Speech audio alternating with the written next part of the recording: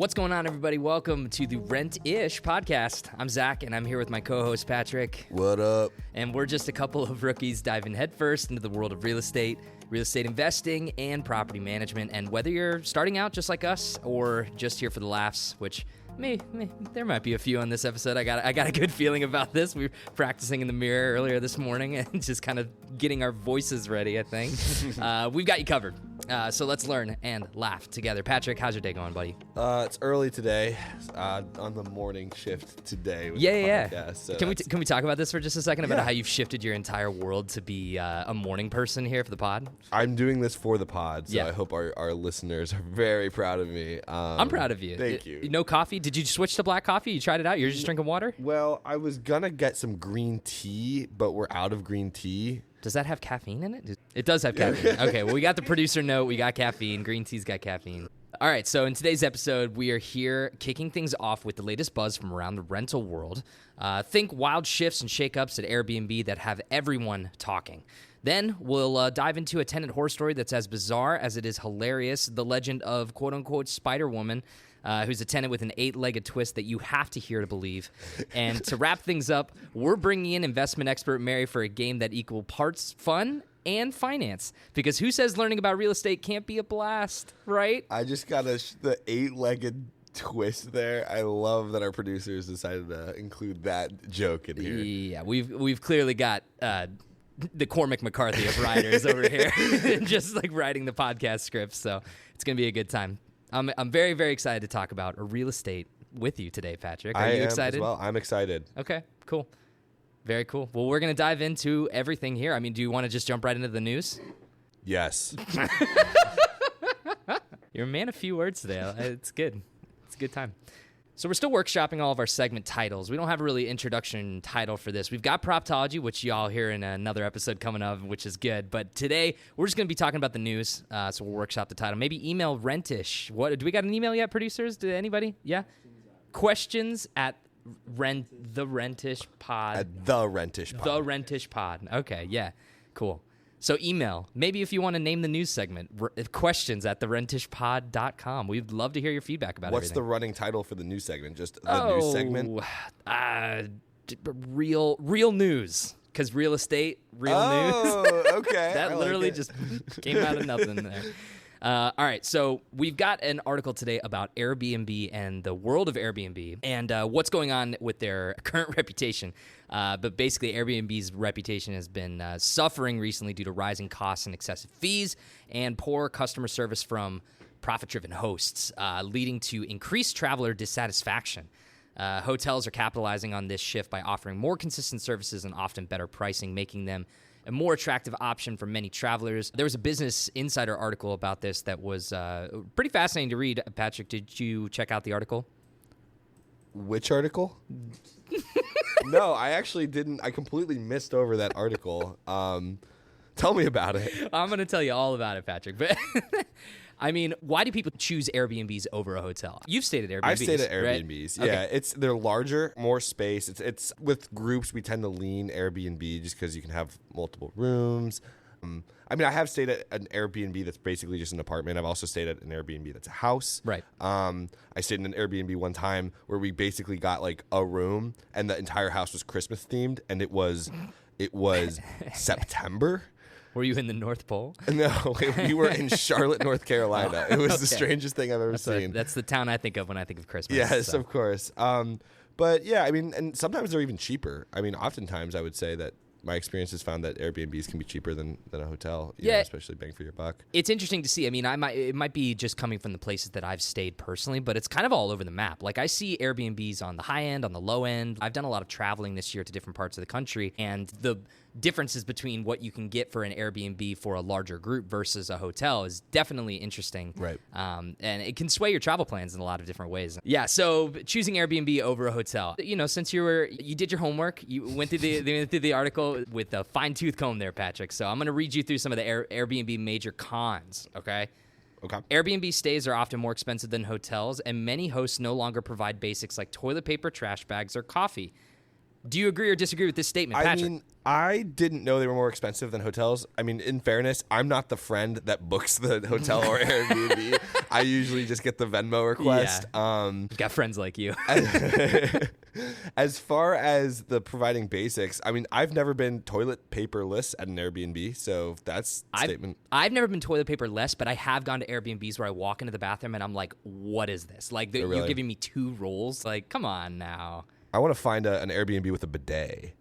I've stayed in those. You have? Yeah, mostly in Europe, but Okay. yeah, I mean, those are great. But yeah, the trash bag thing, it's like usually I see like a roll of them, like not a whole box, but it's like enough to like assume that you're going to go through a couple things of trash. But coffee is the weird one now. It's like hotels have done this thing too. You can't do ground coffee in a hotel or Airbnb anymore. I feel like people think you're going to be too messy or something because everywhere I go to stay, it's K-cups now. It's pods. Oh, okay. Every Airbnb hotel I've stayed in the past couple years has switched to pods. I'm going to be honest, though. I don't think I've ever drank ground coffee. I'm just pods and espresso. Are you talking about in hotels or in It's life? just like ever. I have a Keurig. Like me? I've never used like a coffee filter. If you gave me a coffee machine with a coffee filter and ground coffee, I would have no idea what to do. Wow, these kids these days, huh? There was. I one, bet you could figure it out. Or maybe we should do you a think video very and highly post it of on me. the YouTube channel. Bonus content. Yeah.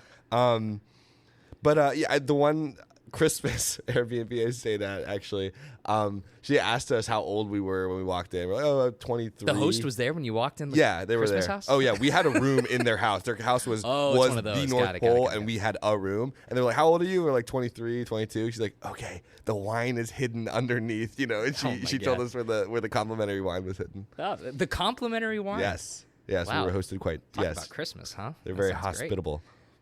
Yes, some other things here from the article. And again, this is the article. This is Business Insider, so people's experiences might differ between what is happening here. But like they talk about some hosts charging steep cleaning fees, up to $400, while still expecting guests to do chores like taking out the trash and stripping the beds.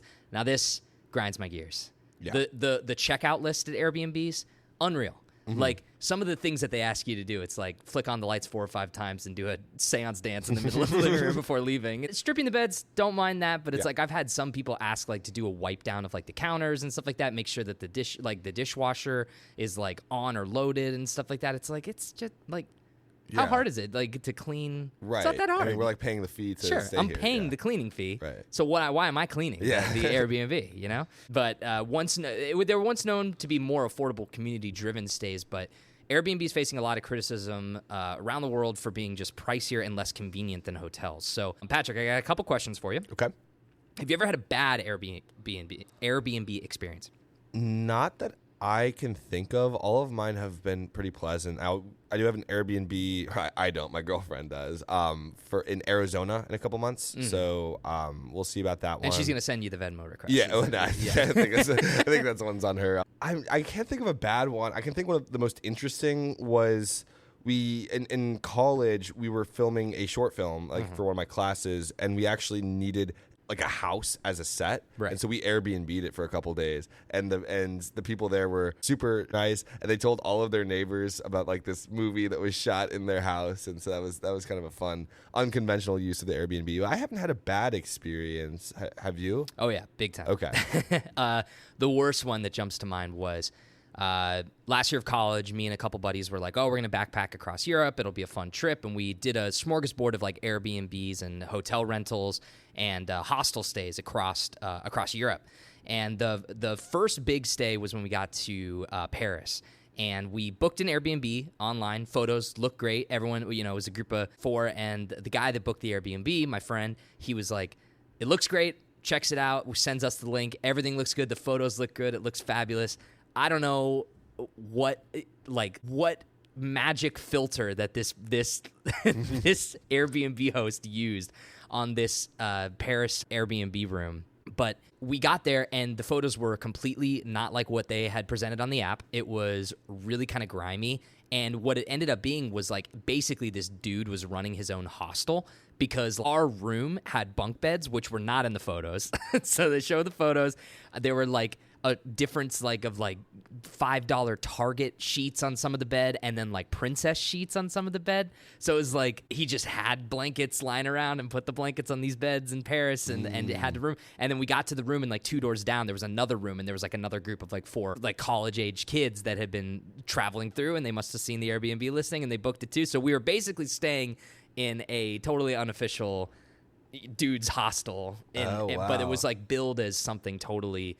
The shower was literally like my arm shoulder width across, so we had to take turns. Like you would get in the shower and you'd have to like move your body, a whole contort your body around to like get the things. Yeah, like you couldn't reach forward to like do anything. You had to like go down to grab the shampoo and then come up and then like wash your hair. Oh wow, it was terrible. We stayed there 2 nights. Luckily, Paris itself made up for the experience, but yeah, that was definitely my worst, and that's like a clear example of just total false advertising. Yeah, well, were the photos not of that? It looked like they were because we looked at them later, but I think that the guy just like doctored them up or something like that. Like he applied Photoshop, he basically Glamour magazine them, right? and we were duped. Okay, I think we ended up getting some money back, or like we complained to Airbnb after the fact. So I don't, but. Yeah, that's my worst experience. But what about the cleaning fees? So I don't know, the one you're staying at coming up soon. Like, what's the cost of the Airbnb versus like what they're charging you guys for like taxes and cleaning? I'll let you know when I get the Venmo request. That's right, the Venmo request, of course. I have no idea. My experience with Airbnb is pretty much I stay there and I leave and do none of the clerical stuff. Gotcha. Yeah, the last Airbnb I stayed in was for a friend's wedding in Augusta, Georgia. Me and a bunch of other like couple friends, we all went together on a house in Georgia, and it was surprisingly affordable for what we had. I think it was like 12 people staying there, and we each only paid about $200 each to stay there for a whole weekend. But the cleaning fees were under $400, under $300, but still a substantial amount of money for. We did the Boy Scout mantra, left it cleaner than we found it, right? I mean, that we always do that when you go in. You make sure that you look around and check out everything. Make sure you take photos of anything that looks damaged already, just to make sure you got your bases covered. Business Insider kind of claims that many Airbnb hosts tend to prioritize profit over the guest experience, and it's really contributed to the Airbnb decline, as it were. They allow anyone to become a host, which leads to poor customer service, as many view it as an easy way to make money without focusing on guest satisfaction. Minimal effort. Like some of the Airbnbs that I've stayed in, it's just the bare bones, a couple of forks, a couple of knives, the bottom of the barrel soap, negative ply toilet paper. It's like all these things that just contribute to the decline of Airbnb. I certainly have, I once thought that they were, this untouchable sort of tech company that was like a really cool service experience that you were able to provide, and it gave you an alternative to hotels. But now it's weird. They are, in my opinion, a little bit more evenly matched these days. Yeah, when Airbnb and like Uber first kind of got Uber's hit a their big stride, one. Yeah. I was kind of like, really? Like these, you're just going to a random person's house or a random person's car, Sure. So I was kind of shocked how popular they got, but then here I am having used both, dozens of times. Uber is a different one. We could talk about that in a different episode, but oh my gosh, the decline of Uber and Lyft. Yeah, so nightmare hosts. From the article, this is crazy. One traveler said the trailer she rented was so cold that she could see her own breath. So, crazy one on that one. Woman booked a New Orleans Airbnb for the Taylor Swift Eras tour this fall, but she said the host later tried to triple the price when they realized they could charge a premium. So, oh man, yeah. All right. Well, we're getting the producer note to wrap it up. I got a couple last minute questions to ask for you here. What do you think about the hotel side? We didn't really get to talk about that. Have they done a good job of competing with Airbnb, or are you more on the side of like you lean Airbnb for your travels? I mean, most recently I was in Chicago. We got a hotel. Again, I have no part in booking either, so I just do what I'm told. You should really give it a shot sometime. Maybe see how you do with the finance side of the booking. Sounds like a lot of work. You press 2 buttons. I mean, to me, I feel like hotels, in my experience, haven't like changed much to compete with Airbnb. They've kind of stayed the same. But according to the Circle, it sounds like hotels are kind of on the come up, with Airbnb's decline. So I mean, I've stayed in 2 Airbnbs this year and 2 hotels, and I thought that the prices were pretty similar on both spectrum. And it's just nice, I gotta say. I know it's a little old fashioned, but you leave your hotel room in the morning and it's all messy, and then you come back later and it's all cleaned up. there's something to be said about that you're just like, someone made my bed for me. That's nice. Yes, and the little included breakfast. Yeah. Yeah. Although, hotel breakfast sometimes, man, hit or miss. I'll say that. Mostly miss, but those little waffle machines where you know, God, you know what I mean? Those are so good. The waffle batter machine that they haven't cleaned since 1974. Yeah. All right. Well, interesting article. Definitely send your feedback and thoughts over to questions@therentishpod.com. We'd love to hear your feedback about hotels and Airbnbs and what you guys think about all that stuff. Been very, very fascinating to learn more about that and see where the industry has gone. Okay, we're going to go ahead and switch gears over to one of my favorite segments here, tenant horror stories. They are exactly what they sound like, Patrick. We're going to go ahead and talk about a terrifying tenant horror story, a story that will chill you to the bone, send shivers up your spine. These are real, by the way. Yeah. These are real stories. Mm-hmm. Like, people actually write them in. We've seen them. We corroborated. We got our facts in a line, and we're going to do a dramatic narration for you. Yes. Are you ready? You've been practicing this all I'm day. ready, yes. There's multiple characters in the story, and 2 of us, so... Yeah. I'm ready. Yeah. All right, Aster, you've got your next muse. All right, here we go. Spiderwoman. Today, we've got a jaw-dropping submission from Macy, an area manager in the Midwest. In this tale, one of her tenants, dubbed Spiderwoman, pulls off a stunt straight out of a superhero movie, scaling balconies and sneaking into apartments like it's nothing. But the real kicker, she shows up in court with the boldest defense you've ever heard. And you won't believe how it all goes down. Some of the key figures in the story you'll be hearing today are me, the narrator. Patrick will be playing the role of Macy. Patrick will also be playing the role of Random Guy. And Patrick will also be playing the role of Tenant and the judge. I'm reading this as Macy. Do I need to say that? Go for it. Keep going. I've seen some wild things in my 7 years of managing properties, but nothing like this. This story is the kind of madness that could make even a seasoned landlord question reality. I currently manage 427 doors, and let me tell you, real estate has its fair share of drama. But this one is unforgettable. It started like any other day. I was visiting one of my properties when a random guy, let's call him Random Guy, came into the office, looking slightly out of breath and jittery. Hey, I work across the street. I just saw something weird out my window, and I recorded it. I blink, sensing trouble immediately. Oh, God, what happened? Without a word, Random Guy hands me his phone, and I watch in real-time horror as one of my tenants climbs over her second-floor balcony and, like some kind of urban Spider-Woman, slinks onto her neighbor's balcony.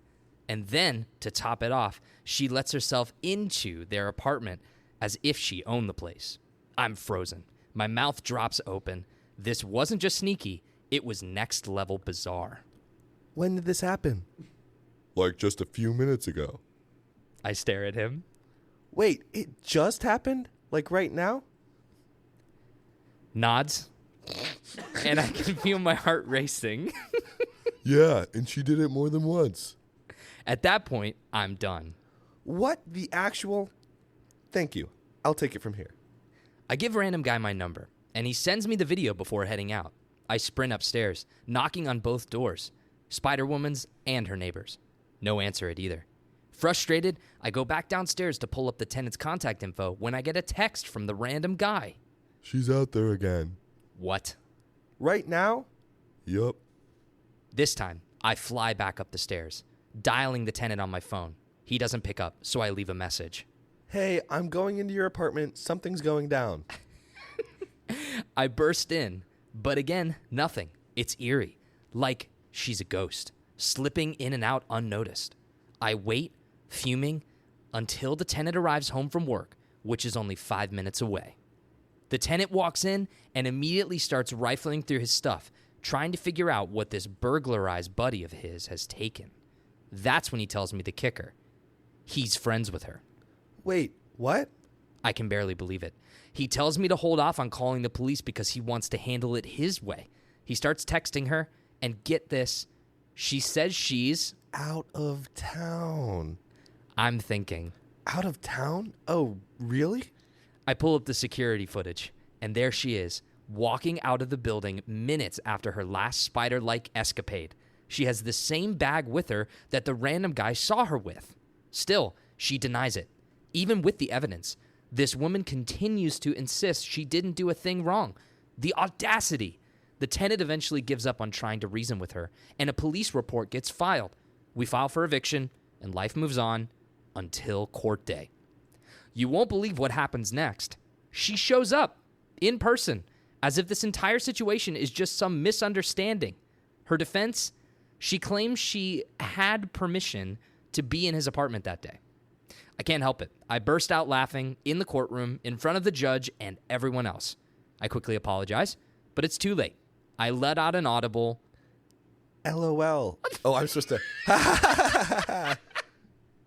As the absurdity of her argument hits me, I even ask, Wait, didn't you say you were out of town? At that exact moment, as if on cue, the tenant walks into the courtroom.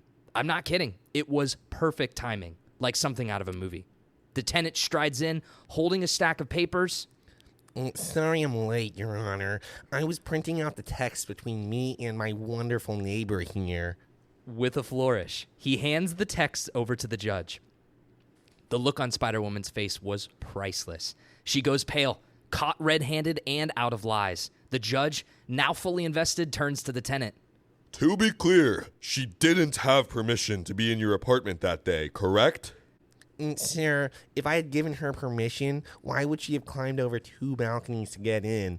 No, she did not have permission. And by the way, she took about $400 in change from me. And that was it. Game, set, match. The judge gives her 72 hours to vacate. As she sulks out of the courtroom, I couldn't resist one final comment. Bye-bye, Spider-Woman. Honestly, you can't make this stuff up. Bye-bye.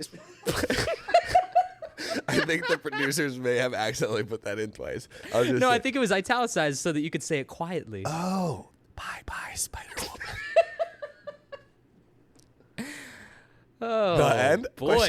Yeah, I think that's it. That's the story. I think I have a new calling. I think voice acting is certainly knocking at your door. I think that Disney Animation, Pixar, they're all going to be sending you the contracts. No, it's a good story. It is. Thank you for acting that out with me. I think that was a lot of fun. Narrating. Yeah, that's a crazy one for sure. Yeah, it's unintentional B&E and just like sliding it around, and I don't know. I definitely don't have the athleticism to do that. Oh yeah, that's kind of impressive, honestly. Yeah, shout out to the random guy from across the street. Like, think he has a thing for her, does give her a number. It did sound like they had serious chemistry when I was listening to this in real time. See, I could definitely sense something there. Yeah, the tenant's voice, boy, talk about just a smooth talker. All right, well, if you were the tenant, would you even consider like protecting someone that just burglarized your place, or would that basically be the end of that friendship there? I mean, if it's like one of my buddies who left something at my apartment or needed to borrow something, if they're a close enough friend, it's like, oh, like, yeah, they didn't, Sure. But beyond that, no. Like, that's kind of crazy. Yeah. Tenant must have been a looker. Yeah. So, yeah, I don't know about that one, but yeah. Okay, awesome. Well, great narration, great story, great all around. Round of applause for us here in the studio. And yeah, that's our tenant horror story for the week. Okay, cool. Well, we're going to go ahead and transition over to our get the experts in the room, because we've had enough voices and funny shenanigans and talking about Airbnbs and hotels here. But we're going to go ahead and get Mary Ragano, our real estate expert, into the show now. All right, and we are back. We are here, Patrick, because we have so much fun playing games here on the Rentish. I love games. Yeah, don't you love games? What was your favorite game as a kid growing up? I always really liked Hungry Hungry Hippos. Hungry Hungry Hippos? It's just a bunch of gravity. You just hit the hippos and they get the things. Yeah, but in the it blew my mind as a kid. Oh, man. I was a big Candyland fan, just throwing that out there. But we're not talking about those kind of games. We're talking about real estate and property management games. How about that, huh? That was actually my favorite as a kid. Yeah, was it? Oh, yeah. Me too. All right, so joining us today is Mary, a senior marketing program manager at Inago. She brings over 10 years of experience and even has an MBA from Chicago Booth. But that's not all. Mary also spent the last 5 years as a real estate investor and house hacker, managing properties in both Cincinnati and Chicago. When she's not busy with work or real estate, she's hanging out with her husband, their 2-year-old son, and their adorable puppy, Emmett. We're so excited to have her on the podcast today. Mary, how are you doing today? Hey guys, good. How are you? Doing good. We're glad to be here. We understand that you've maybe prepared some fun and games for the two of us to kind of try our best at. Yes, I was told to make real estate terms fun and exciting. So that's what I'm trying to do today. It sounds like fun. I think Patrick and I are ready for the task. Are you ready, Patrick? I think I can be ready. Okay, cool. Well, Mary, why don't you go ahead and kick it off? Tell us what we got to do today. Yeah, so today we're going to play a game called Guess the Jargon. So pretty much I'm going to give you guys a relatively technical term that's used within real estate, and I'm going to give you 3 options for what the definition of that term is. You guys are going to guess, and then I will let you know who's right, and then we'll spend a little bit more time talking about the details of what that term actually means and how someone could use it. Oh boy. So at least we have options to choose from. We have There's options. a 33.33333% It's not a fill chance in that the we... blank. Okay. It's Okay. multiple choice. I'm immediately getting worrisome flashbacks to like Who Wants to Be a Millionaire, when you know when they get those guys on that they'll ask like the first question, it's like they pick the wrong answer right off the bat. We gotta, we got to make sure that we're on our top game here, Patrick. Okay. All right. I think I'm ready. All right. So the term is Cash-Out Refinance. So before I give you guys the 3 options, I'm just curious, have either of you heard of this before? I have not. I've heard of refinancing. Yeah, but not that part. Not the cash out part. Okay. All right. Well, here are your options for how to define this. So option A, it is a way to cash in all your savings to buy a brand new home. Option B is borrowing extra money on a home loan that you already have, getting cash based on the equity that you've built. And option C is trading your house for cash at your local bank. Okay. Can we get the term one more time? Which one? All of them? No. The word, like the cash out. It's cash out refinance. Cash out refinance is the word. And let me know if you would like the 3 options again. Cash out refinance. Patrick, what jumps to mind? I have a gut that it's B. Gut that it's B. B sounds right just because it sounded like the most complicated. So maybe that's not like necessarily a good strategy, but as you were reading B, Mary, it sounded right-ish to me. The first one had the words cash in, and this term very clearly has the words cash out. There's a very marked difference between the words in and out are right. actually opposites. Yes, exactly. And then the option C is like, what was that? Trading your house in for like liquid cash. Yeah, that just doesn't sound like that would be like a real estate term. Like there'd be a specific, like the refinancing kind of implies that you're still paying for the house, not just like selling it for cash. Sure. I don't know. What are your thoughts though? Yeah, I think B sounded the most spot on to what I would have guessed. So, I mean, I'm good with it. Do you want to roll the dice? Do we lock it in? Is this our final answer? Locking in B. Is that what they say in Who Wants to Be a Millionaire? In? No, it's Regis Philbin, and he would go, "You feeling confident?" All right, I'm feeling confident. Yeah. All right, so B is your final answer? B is our final answer. I think that's what he said. Yeah, that's right. Well, now I'm second guessing it now. You guys got it. That was Yay! awesome. Yep, that's Sweet. the right answer. I don't know if you guys ever, with standardized tests, would pick the one. This kind of goes with what you were saying, Patrick, but pick the one that has the longest definition. So it is the longest definition, but it also happens to be the correct answer. So cash out refinance is borrowing extra money on a home loan that you already have, getting cash based on the equity that you've built. So just to spend like a couple minutes talking about this, this is really, really popular in real estate. If you think about it, one of the biggest burdens or hurdles to investing in real estate is capital, right? Like it sounds really great. You want to invest in real estate, but you're thinking to yourself, I got to have millions of dollars in order to build my portfolio. I got to have a down payment for multiple different properties. And what a cash out refinance allows you to do is you pretty much purchase that first property. And then as you're building the equity, you refinance and you pull the cash out based on the equity that you already own in that property or in that home. And you can use that money for other things. A lot of investors will use it to purchase their next property. And so it's a way to continue to build your portfolio when you maybe don't have a ton of capital. So it allows you to basically stretch your money a little bit further than you would have been able to if you were just trying to build up your savings and, keep investing. It also, I like to think of it as a little bit less risky of a way to invest as well, because you're not continuing to put more of your own cash in. You're just using that initial investment. The last, little, tidbit of the way that I would think about this is I always think of it as I don't know if you guys like to gamble. I do not. I'm very bad at it. But I'm one of those people that'll go to, the casino, and maybe I have $10 on me, and I'll say, okay, I'm using this $10, and this $10 is going to last me the night.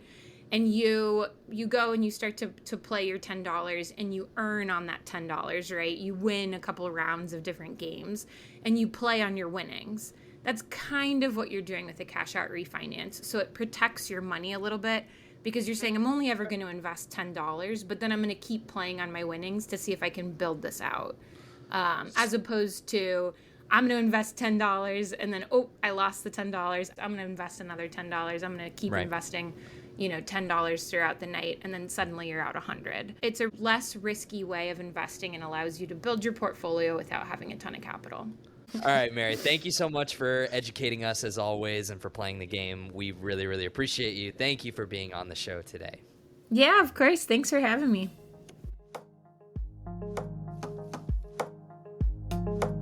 All right, well, we're back, and thank you guys for joining us for this episode of The Rentish. And today we've covered a lot of ground, Patrick. I don't know. It's been a really great show. For sure, yeah. We've covered super villains and yeah. Airbnb news and other content. Other content of questionable material. Rent-ish content, one might say. One may say that it is very ish content. So, thank you guys for listening to another episode of The Rentish. We're excited to be doing this podcast and to be putting it out for everyone. Remember to email questions@therentishpod.com. We'd love to hear your feedback. We'd love to hear your questions. If you, maybe you just want to give us a little bit of praise, we'd appreciate it too.